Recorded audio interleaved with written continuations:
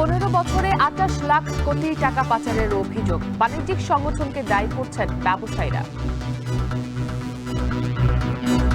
দলীয়করণের উদ্দেশ্যটা কি ছিল? সরকারের ট্রাস্টেড লোক, তাহলে আমিও কিছু আদায় করে নিতে পারি এই সুযোগে।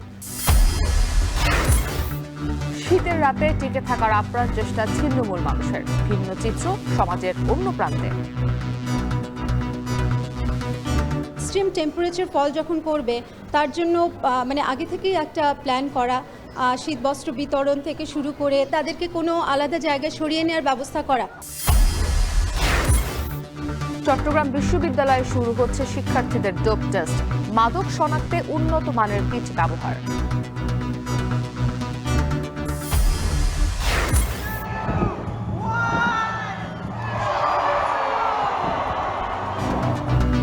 বড়দিনের আগে বিশ্বজুড়ে ক্রিসমাসের উন্মাদনা, বর্ণিল সাজে সেজেছে ইউরোপ আমেরিকা।